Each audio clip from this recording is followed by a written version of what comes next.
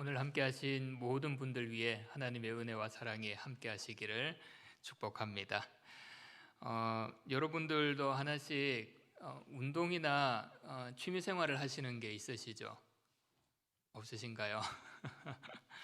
저는 담임 목사님의 전도를 받아서 자전거를 취미 생활로 삼게 되었습니다.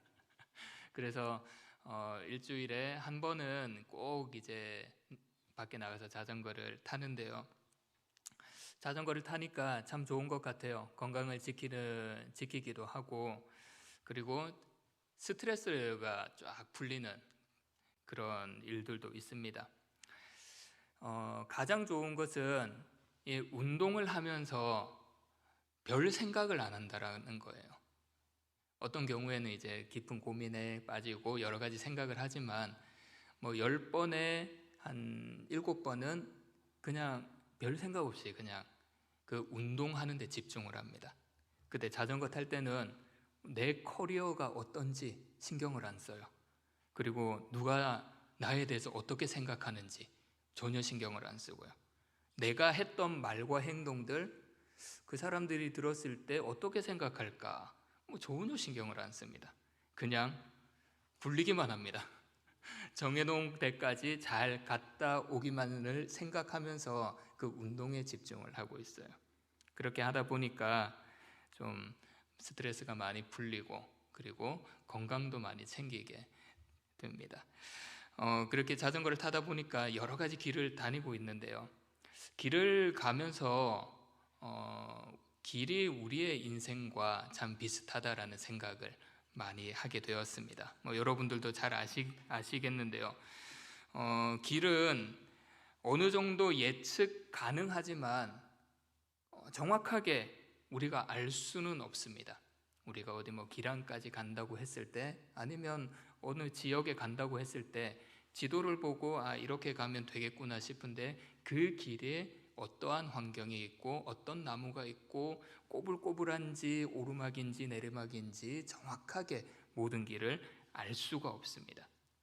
그리고 우리가 길을 걸어갈 때 우리가 갈 때 하나의 길만 나오지 않습니다. 꼭 양갈래로 나눠지는 길이 있죠. 우리 삶도 그렇지 않습니까? 양자택일을 해야 될 때가 있습니다. 양자택일. 정말 고민에 빠집니다. 무엇을 선택하는 것이 지혜로운 것인지. 그렇게 양갈래의 길이 나왔을 때 또 이렇게 생각하기도 하죠. 지도 보면 되지. 아니면 핸드폰에 있는 카카오맵 이런 거 보면 되지. 그렇지만 인생은 지도로서 알려주진 않잖아요. 우리가 항상 선택해야 된다라는 것을 우리 인생에서 볼 수가 있습니다. 세 번째, 궁금증이 생깁니다. 궁금증. 오르막을 올라가다 보면 그 언덕 너머에 뭐가 있을까?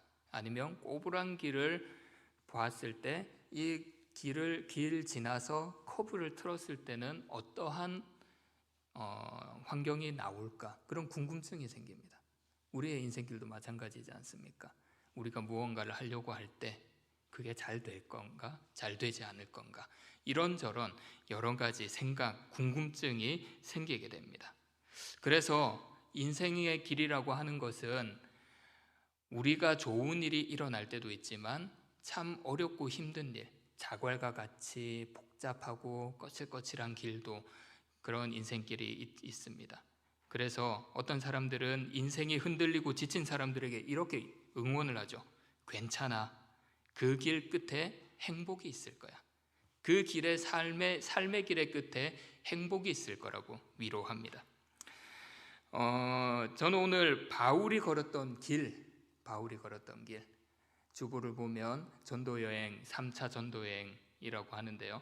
바울이 3차 전도여행을 하면서 걸었던 그 길 가운데 어떤 일이 있었는지 함께 나누려고 합니다.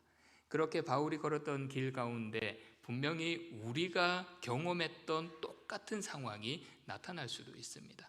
그래서 오늘 하나하나 살펴보면서 또 우리에게 주신 하나님의 말씀이 무엇인지 함께 살펴보겠습니다. 먼저 우리 1차, 2차 지난번에 한번 했었는데요. 한번 살짝 언급을 하고 넘어가겠습니다. 지도를 한번 보시면요, 1차 전도 여행입니다. 1차 전도 여행인데요, 이게 안 되는군요. 자, 1차, 2차, 3차 전도 여행은 모두 다 안디옥에서부터 출발을 합니다. 안디옥에서 출발을 하고요. 그리고 1차 전도 여행은 섬으로, 여기 밑에 보면 섬을 통과해서 밤빌리아를 거쳐서 다시 섬으로 와서 안디옥으로 가게 됩니다. 그 다음 사진 보여주세요.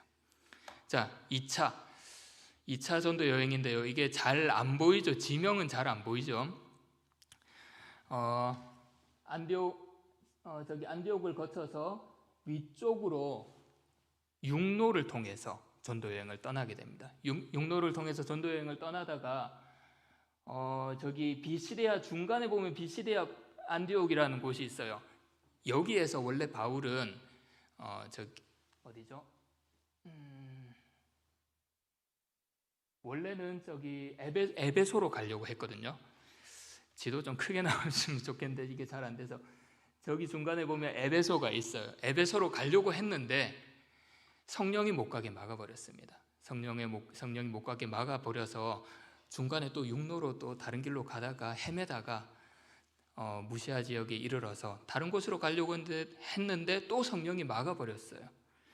그래서 무시아 쪽에서 바울은 환상을 보게 됩니다. 마게도냐, 저쪽에 건너편에 제일 끝에 위에 마게도냐에서 한 사람이 소리 질러가지고 이곳에 와서 도와달라고. 그래서 바울은 그쪽으로 넘어가서 마게도냐에 갔다가 그 밑에 지역 아가야 지역까지 갔다가 배를 타고 다시 유대로 와서 안디옥으로 가게 됩니다. 2차 전도 여행은 1차 전도 여행보다 반경이 더 넓어집니다. 자, 그 다음 사진을 보시면요, 3차 전도 여행인데요, 2차 전도 여행은 그래서 땅콩과 같은 모양이라고 보시면 됩니다. 자, 그 다음 사진 보시면요, 3차 전도 여행입니다. 3차 전도 여행도 비슷합니다. 코스는 비슷하고요. 안디옥에서 출발해서 위쪽에 육로로 가게 되는데요, 2차 전도 여행과는 다르게 이번에는 바로 원래 2차 전도 여행 때 가려고 했던 에베소로 가게 됩니다. 에베소에 가서 이제 오랜 기간 머물다가 그리고 저쪽 끝으로 마게도니아에 갔다가 그 다음에 아가야 쪽으로 오게 됩니다. 이 아가야라는 섬에서 원래 바울의 계획은 배를 타고 바로 이쪽 예루살렘으로 오려고 했어요.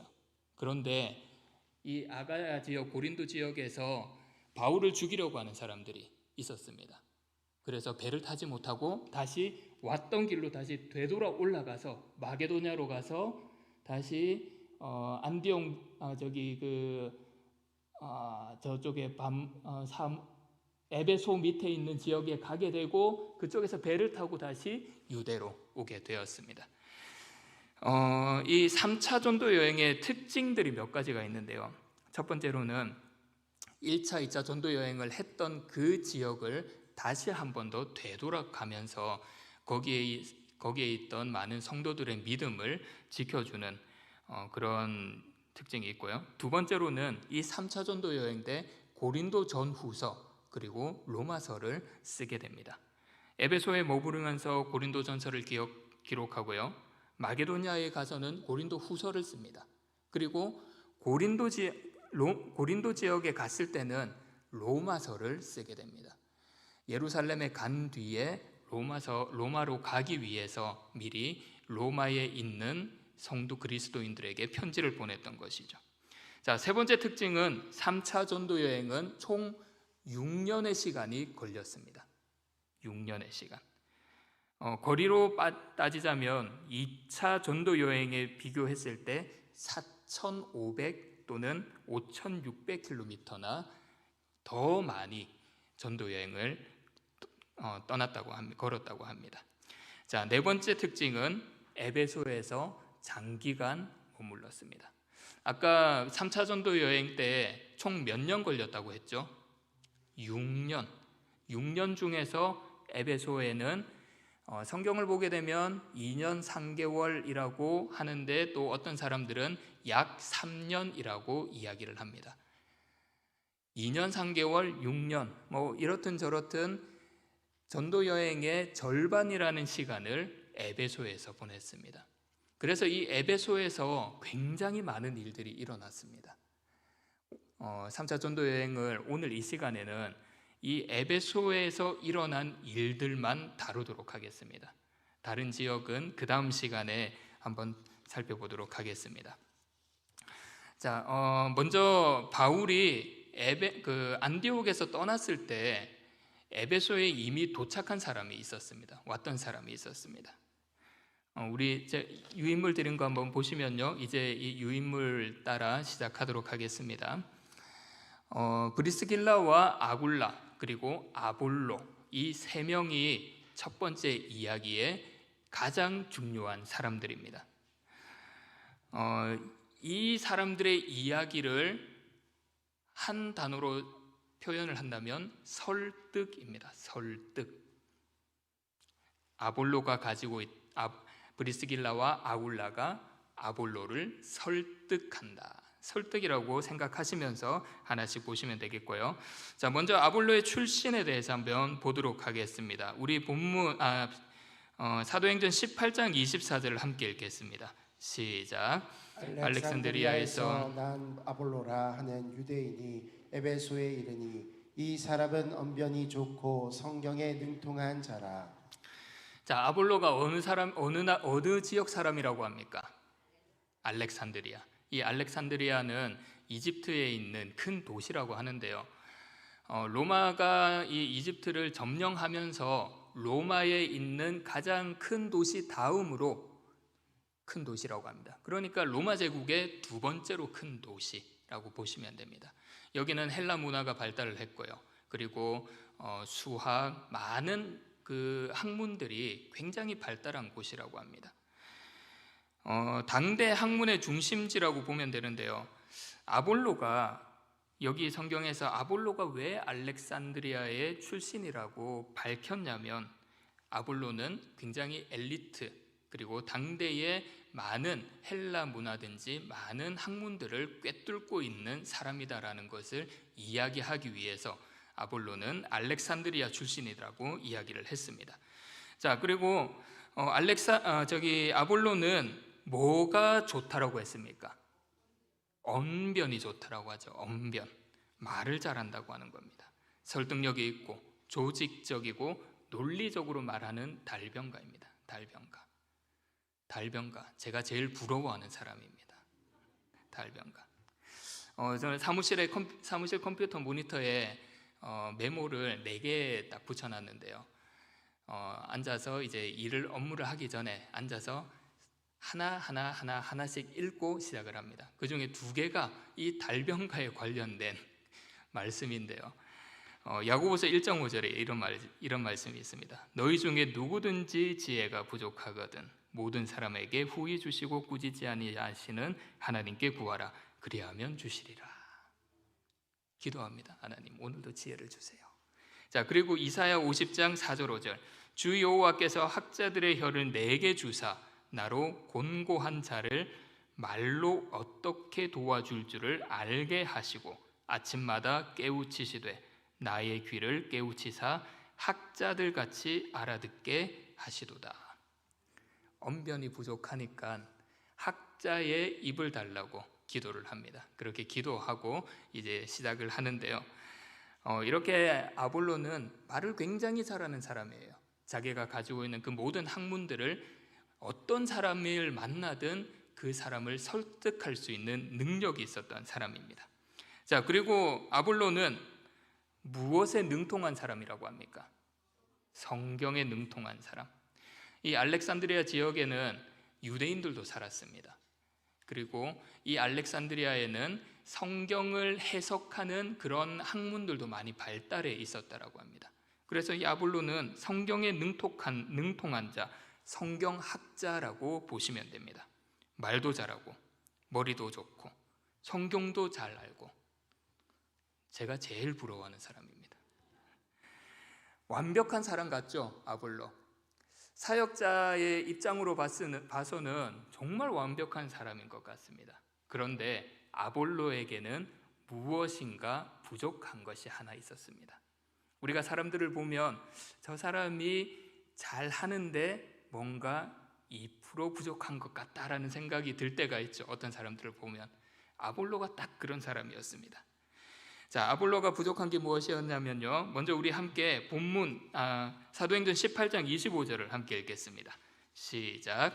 그가 일찍이 주의 도를 배워 열심히 예수에 관한 것을 자세히 말하며 가르치나 요한의 세례만 알 따름이라.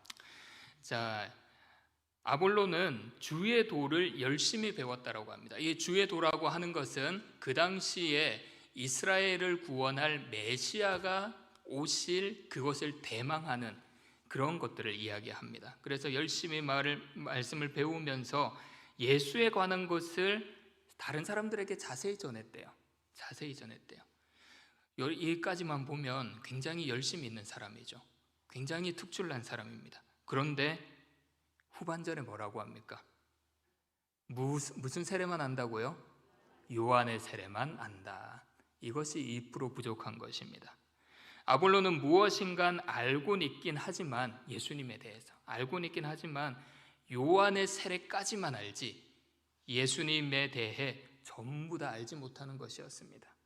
예수 그리스도의 죽음, 십자가, 다시 살아나심, 승천하심, 왜 그러한 일들이 일어났는지 예수님에 대해서 정확하게 알지 못하고 있었던 것입니다. 그래서 브리스길라와 아굴라가 이러한 아볼로를 부릅니다. 브리스길라와 아굴라는 아볼로가 설명하는 이야기를 막 들었어요. 우리 18장 26절을 한번 읽어볼까요? 시작. 그가 회당에서 담대히 말하기 시작하거늘 브리스길라와 아굴라가 듣고 데려다가 하나님의 도를 더 정확하게 풀어 이르더라. 아볼로가 회당에서 전합니다. 자기가 알고 있는 모든 성경의 지식에 대해서 전하는데 브리스길라와 아굴라가 그 이야기를 들었을 때는 뭔가 조금 부족했어요. 이상했어요. 그래서 부릅니다. 아볼로를 불러서 설득합니다. 후반절을 보게 되면 하나님의 도를 더 정확하게 풀어 이르더라. 여기서 풀어 이르더라라고 하는 것은 친절하고 자세하게 설명을 한다라는 뜻을 가지고 있습니다. 설득한다라고 하는 뜻이죠. 브리스길라와 아굴라는 아볼로를 불러가지고 모든 것이 다 좋은데 참 이게 좀 부족한 것 같아. 내가 아는 예수 그리스도는 네가 이야기하고 있는 예수 그리스도하고 뭔가 조금 다른 것 같아. 이렇게 하나하나 상세하게 설명을 해 주었습니다. 그래서 아볼로는 그것을 듣고 그것을 믿게 되었죠. 아볼로에게 어떠한 일이 일어났습니까? 18장 27절 28절 함께 읽겠습니다. 시작. 아볼로가 아가야로 건너가고자 하므로 형제들이 그를 격려하며 제자들에게 편지를 써 영접하라 하였더니 그가 감에 은혜로 말미암아 믿은 자들에게 많은 유익을 주니 이는 성경으로서 예수는 그리스도라고 증언하여 공중 앞에서 힘있게 유대인의 말을 이김이로라. 아멘. 자, 아볼로가 어디로 가려고 했죠? 아가야 지역, 골로새 지역으로 가려고 했습니다.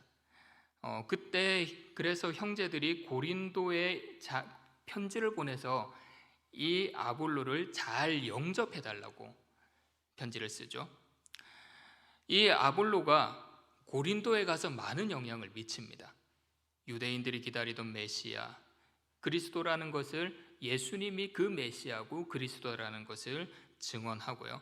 그리고 유대인들과의 논쟁에서 자신의 모든 논리를 동원해서 그들을 이겨버렸습니다. 그래서 그 고린도 지역에 많은 영향을 미쳤습니다. 그렇게 영향을 미칠 수 있었던 것이 브리스길라와 아굴라가 전했던 예수 그리스도의 복음 때문이었습니다. 받아들이고 믿었기 때문에 아볼로는 고린도에 가서 영향을 미칠 수 있는 그러한 존재가 될 수 있었습니다. 아볼로라는 존재는 굉장히 학식이 뛰어난 사람이라고 볼 수가 있습니다. 무언가 많이 알고 있으면 다른 사람들의 이야기를 들었을 때 그 이야기가 내가 생각하는 거와 다르면 어떻게 할까요? 잘 안 듣게 되죠. 대화를 하다 보면 어떤 사람들은 자기가 듣고 싶은 말만 듣습니다. 1번부터 2번, 3번 다 설명을 하고 했는데 다른 거는 기억을 못해요. 자기가 듣고 싶은 이야기만 듣습니다. 그래서 또 나중에 다른 이야기를 하죠. 그리고 무언가 설명을 하고 나면 안 듣는 게 표가 납니다. 안 듣는 게 너무 표가 나요. 자기가 내가 하는 말에 동의를 하지 않으니까 안 듣는 거예요. 아볼로도 충분히 그럴 수 있었습니다. 그러나 그는 브리스길라와 아굴라가 전했던 그 복음을 그대로 받아들였습니다. 사랑하는 여러분, 하나님의 말씀에 나오는 모든 사건들, 주님께서 역사하신 그 모든 역사들, 우리의 인간의 이성으로는 말도 안 되는 거라고 생각할 수 있습니다. 그래서 그냥 성경에 기록된 이야기일 뿐이지, 그리고 나에게 그러한 일은 일어나지 않을 거야, 뭐 설마 나한테 정말 그러한 일이 일어나겠어? 이런 생각을 가질 때도 있을 것입니다. 그래서 온전히 믿지 못합니다. 하나님을 믿기는 믿는데 온전히 믿지 못하죠. 설마 나한테 그런 일이 일어날까? 그러나 아볼로처럼 브리스길라와 아굴라가 전했던 그 복음을 온전히 받아들일 때 그에게 능력이 나타나듯이 우리도 하나님의 말씀 안에 기록된 그 모든 역사를 온전히 받아들이면 우리 안에, 우리 가정에, 우리 교회에, 우리가 생활하는 그 모든 일터 가운데 하나님의 능력이 나타날 줄 믿습니다. 자, 아볼로가 고린도에 가려고 했던 동기는 사실 정확하게 기록이 되어 있지 않습니다, 성경에. 그런데 이 성경의 다른 번역본을 보게 되면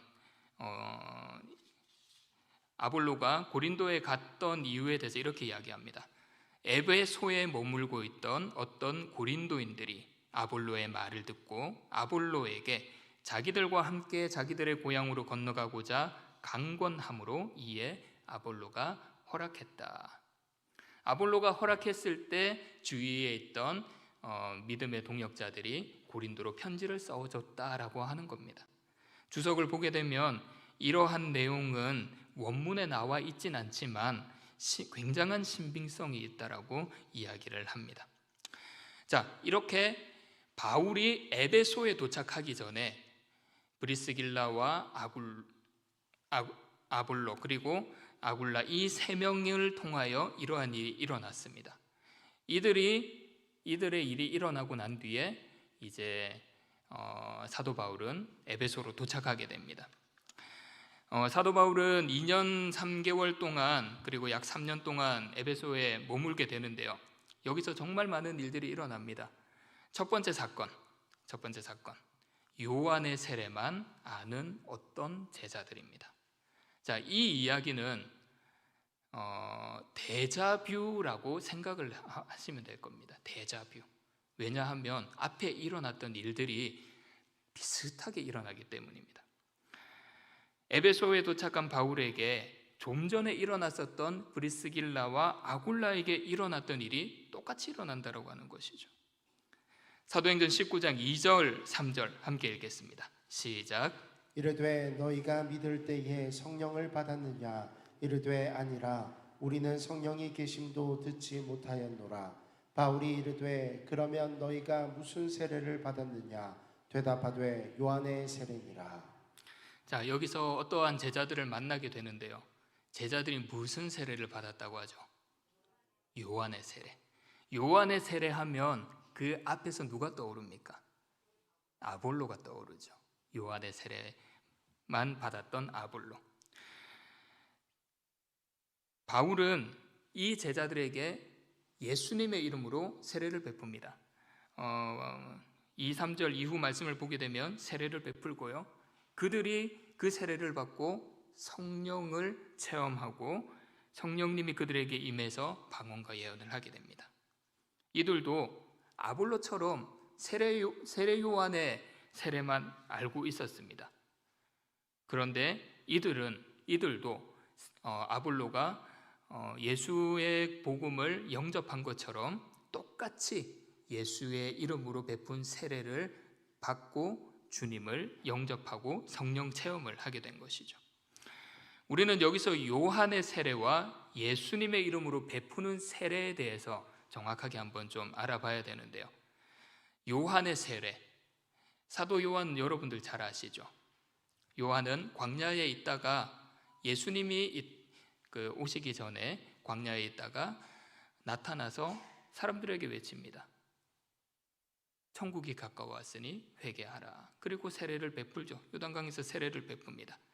그래서 요한이 베풀었던 세례는 예수 그리스도가 오기를 기다리며 회개하는 차원에서 받는 세례, 그렇게 생각을 하시면 됩니다.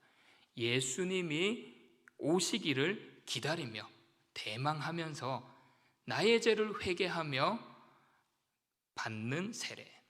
자, 그러면 예수님의 이름으로 행하는 세례, 이것은 뭘까요? 예수님이 메시아인 것을 고백하고 그 메시아를 통해서 나는 이미 구원을 받았다, 예수 그리스도의 그 모든 행적들이 성취가 되었다라는 믿음으로 받는 세례입니다. 차이가 나죠. 대망하는 예수 그리스도를 바라보면서 회개하면서 받는 세례는 요한의 세례, 그리고 예수님의 이름으로 받는 세례는 이미 예수님을 믿고 예수님이 나를 위하여 구원을 이루어 나가신다라는 것을 믿는 믿음으로 받는 세대, 그렇게 구분하시면 됩니다.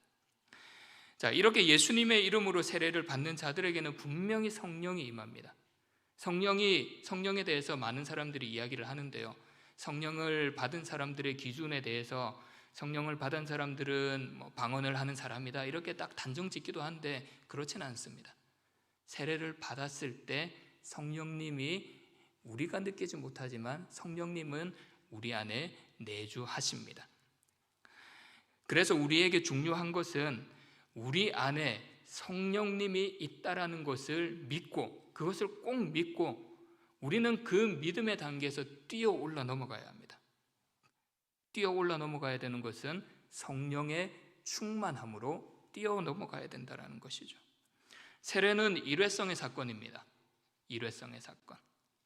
그러나 성령의 충만하는 것은 계속적인 삶 가운데 일어나는 사건입니다. 무엇을 통해서요?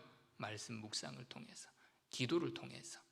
우리가 그러한 신앙생활을 통해서 성령님이 나와 함께 하신다라는 것을 알게 되고, 그리고 내 마음속에 뜨거운 것을 느끼게 되고 충만함을 느끼게 됩니다.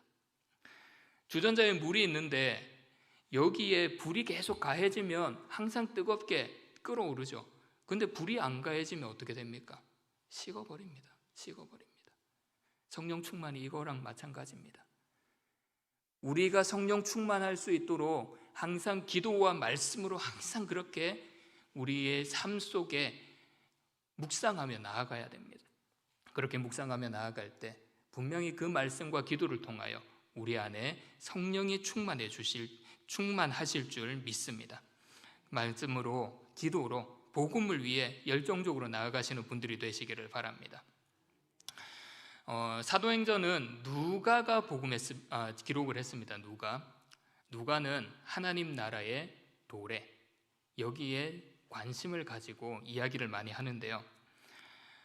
하나님의 나라가 이 땅에 오시는 것은 예수님이 하시는 말씀, 입으로 하시는 말씀, 그리고 예수님이 행동하는 그러한 모습을 통해서 이미 이곳에 오셨다라고 이야기를 하고 있습니다. 그래서 복음서를 보게 되면 하나님 나라의 비유에 대해서 이야기를 할 때, 도래에 대해서, 현재성에 대해서 이야기를 할 때 예수님께서 말씀으로도 이야기하십니다.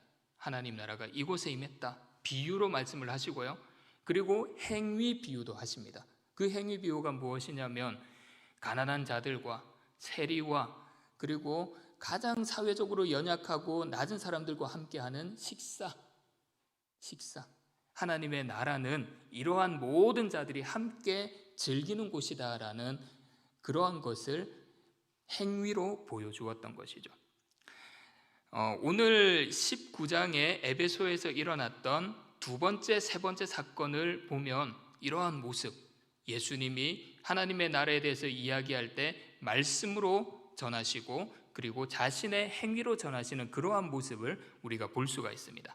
자, 두 번째 사건, 사도행전 19장 8절 9절 함께 읽겠습니다. 시작.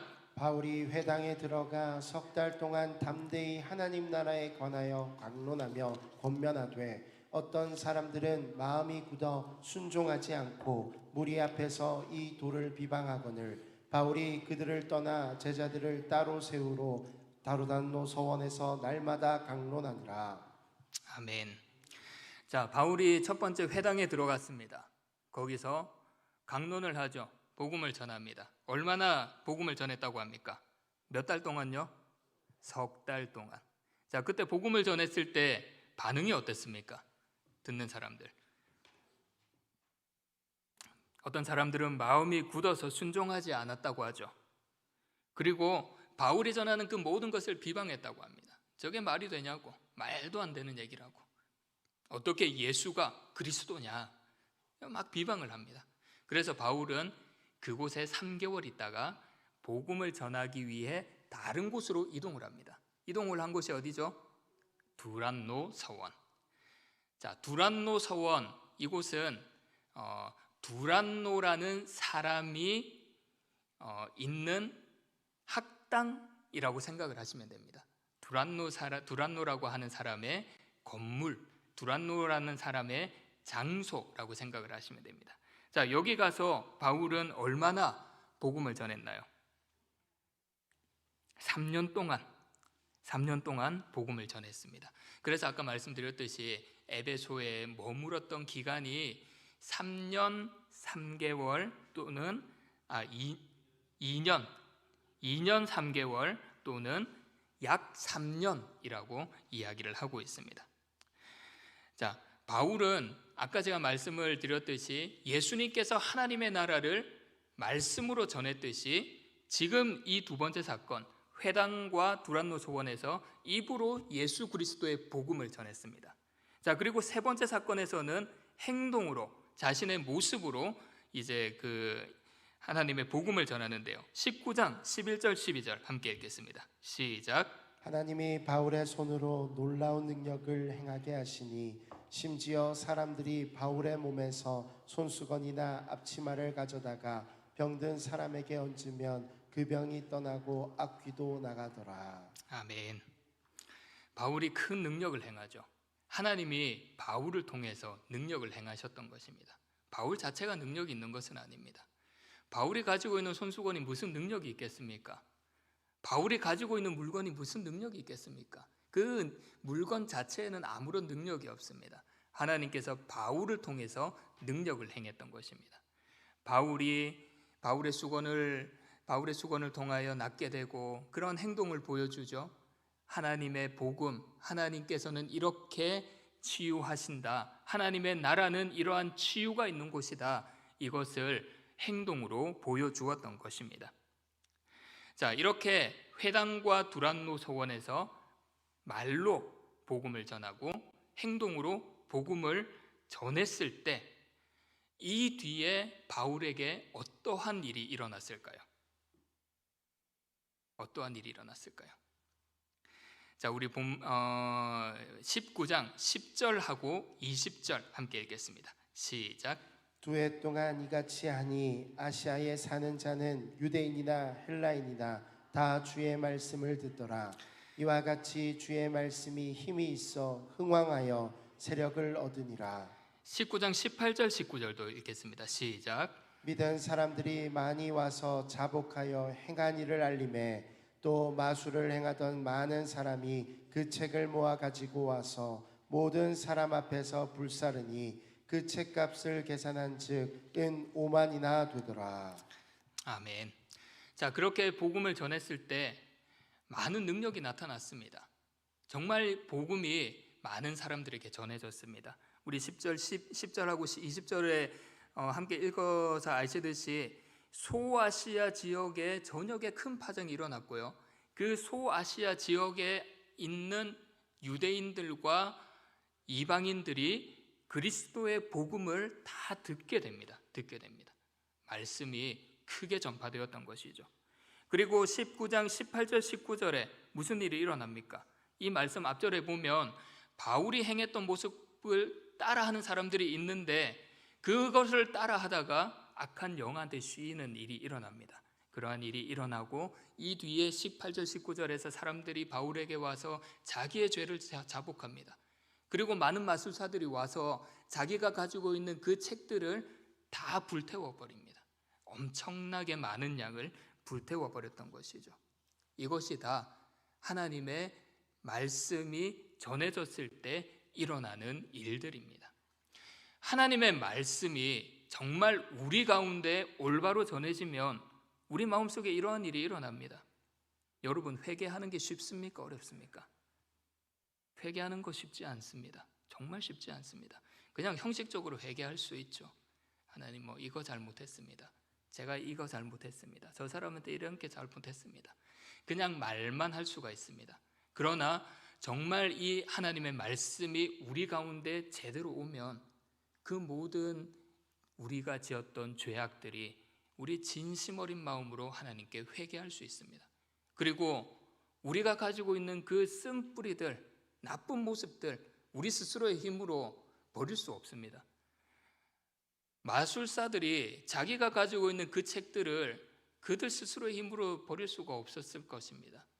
말씀이 임했을 때 그들의 죄를 깨닫고 그들이 책들을 다 불태워 버릴 수 있었던 것처럼 우리 안에 하나님의 말씀이 정말 올바로 오고 정말 제대로 하나님의 말씀을 우리가 듣게 된다면 우리는 하나님 앞에 정말 하나님께 올바른 회개를 할 수 있고, 그리고 우리가 가지고 있었던 그 모든 잘못된 습관들을 버려낼 수가 있습니다. 그래서 하나님 아버지의 말씀을 정말 귀중한 것으로 생각하고 그 말씀을 매일 묵상하며 그 말씀대로 살아가시기를 바랍니다. 그러한 마음으로 살아갈 때 정말 우리의 죄를 회개할 수 있고 우리 스스로 고칠 수 없었던 그 모든 그러한 잘못된 습관들을 버릴 수 있을 것입니다. 좋은 일이 있을 때는 또 무슨 일이 있죠? 나쁜 일도 있습니다. 항상 좋은 일만 계속 일어날 수는 없습니다. 자, 이렇게 복음이 잘 전파됐습니다. 많은 사람들이 회개했습니다. 자복했습니다. 자기들의 쓴뿌리들을 다 태워버렸습니다. 그런데 이 이후에 어떤 일이 일어납니까? 악한 영이 이것을 가만히 볼 수는 없었습니다.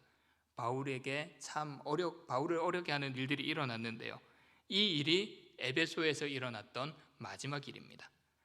사도행전 19장 24절에서 27절 함께 읽겠습니다. 시작. 은으로 아데미의 신상 모형을 만들어 직공들에게 적지 않는 벌이를 하게 하더니 그가 그 직공들과 그러한 영업하는 자들을 모아 이르되 여러분도 알거니와 우리의 풍족한 생활이 이 생업에 있는데 이 바울이 에베소뿐 아니라 거의 전 아시아를 통하여 수많은 사람을 권유하여 말하되 사람의 손으로 만든 것들은 신이 아니라 하니 이는 그대들도 보고 들은 것이라. 우리의 이 영업이 천하여질 위험이 있으므로 그 큰 여신 아데미의 신전도 무시당하게 되고 온 아시아와 천하가 그의 위엄도 떨어질까 하노라 하더니, 여기서 사람들을 선동하는 한 명이 나오죠. 누굽니까? 데메드리오. 이 사람은 아데미 신상을 조각하는 사람이었습니다. 우상을 만드는 사람입니다. 사도 바울이 이곳에서 뭐라고 했습니까? 우리가 읽었던 26절을 보게 되면, 후반절을 보게 되면 사람의 손으로 만든 것들은 신이 아니라 이렇게 이야기를 했습니다. 자기들에게 이야기를 하는 것이죠. 자기들이 만드는 것들은 신이 아니다라고 하는 것이었습니다. 그러니 무슨 일이 일어납니까? 사람들이 그 말을 듣고 믿으면 자기가 만들었던 그 신상들을 사갈까요? 안 사가죠. 자기들의 생업에 큰 지장이 일어나게 됩니다. 자, 이렇게 사람들을 선동하는 일, 1차 전도 여행 때, 2차 전도 여행 때 비슷한 일들이 일어납니다. 1차 전도 여행 때는 선동은 아니지만 사도 바울이 하는 일들을 방해하는 일이 일어나죠. 바예수라 하는 거짓 선지자가 그 지역 총독에게 복음을 전하지 못하도록 하는 일이 일어났습니다. 2차 전도 여행 때 점치는 귀신 들린 여종, 그 여종 안에 있는 귀신을 쫓아내죠. 쫓아냈을 때 그 여종의 주인이 어떻게 합니까? 더 이상 사람들이 전보로 오지 않으니까, 자기들의 생계가 위협을 받으니까 사람들을 선동하여 바울을 고소해 버립니다. 그런 일들이 오늘 에베소에서도 일어났던 것이죠. 이러한 일들이 일어났을 때 사람들을 막 선동했습니다. 그 결과가 어떻게 되었을까요? 이 선동의 결과 바울이 잡혀갔을까요? 바울이 감옥에 들어가게 됐을까요? 어떤 일이 일어났을까요? 사도행전 19장 32절 함께 읽겠습니다. 시작. 사람들이 외쳐 어떤 이는 이런 말을 어떤 이는 저런 말을 하니 모인 무리가 분란하여 태반이나 어찌하여 모였는지 알지 못하더라. 좀 상황이 웃기지 않습니까? 분명히 사도 바울이 아데미 여신의 사람들이 만든 신상은 가신이 아니다. 우리는 우리 생계에 위협을 받는다. 일어납시다. 사도 바울을 고소합시다. 막 사람들을 선동합니다. 사람들은 그 선동에 휩쓸려서 아데미여 아데미여 하면서 막 외치고 바울과 관련된 사람들을 그냥 잡아갑니다. 그런데 32절 보면 어떤 일이 일어납니까? 그 사람들이 사도 바울을 잡아간 것이 아니라 사람들이 외쳐서 어떤 이는 이런 말을 어떤 이는 저런 말을 했다고 합니다. 무슨 이유 때문에 우리가 모였는지 모른다라고 하는 것이죠. 그 모든 사람들이 무엇 때문에 내가 이 선동에 동참했는지 모른다라고 하는 것입니다. 정말 웃기는 이야기 아닙니까? 처음 사람이 이러한 이유 때문에 우리 바울을 잡읍시다 했는데 그 무리들이 점점 커지고 감당할 수 없이 모이자 그 선동했던 사람은 사라져 버립니다. 안 나옵니다. 이제 성경에 기록되지 않습니다. 데메드리오가 어떻게 했다라고 더 이상 말하지 않습니다. 선동하고 난 뒤에. 그리고 그 모였던 사람들은 우리가 왜 모였지? 우리가 왜 선동을 하지? 이렇게 의문을 가지게 됩니다. 사랑하는 여러분, 그래서 말이 참 무섭습니다. 말이 정말 무섭습니다. 정확한 팩트를 알지도 않고 사람들에게 들려지는 말들로 인해서 우리는 오해를 하죠. 그리고 그 오해가 처음에는 이만했다가 전해지는 말도 이만했다가 점점 커져 버립니다. 오해를 낳고 또 다른 오해 점점 부풀려지죠. 그러한 상황이 딱 이러한 상황이었습니다. 사람들이 모였는데 왜 모였는지, 왜 선동하는지 알 수 없는 상황. 이러한 모습, 이러한 바울의 일들로 인해 에베소에서 일어났던 일들로 인해 우리가 무엇을 알 수 있습니까? 하나님의 복음만이 진리의 길로 인도한다라는 것입니다. 어느 한 사람의 말이 좋은 쪽으로 인도하는 것이 아닙니다. 어느 한 사람의 선동의 말이 발전하는 쪽으로 이끌어가는 것은 아닙니다. 오직 하나님의 말씀만이 우리의 영혼을 살리고 우리의 교회를 올바로 이끌어 나아가고 우리의 가정과 우리의 자녀들을 하나님께서 올바른 길로 인도해 주십니다.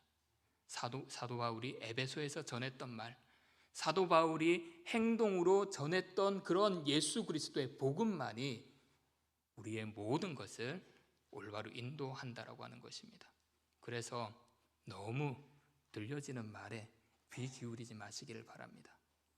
누가 이런 말 했다더라, 누가 저런 말 했다더라, 그냥 그것으로 끝내시고 하나님의 말씀에 집중하며 기도하며 그 모든 것들 하나님께서 선한 방법으로 인도해 달라고, 합력하여 선을 이루어 달라고 기도하시기를 바라겠습니다. 자, 다음 이 시간에는 이제 에베소에서 떠나서 또 어떠한 일이 일어났는지 함께 살펴보도록 하겠습니다.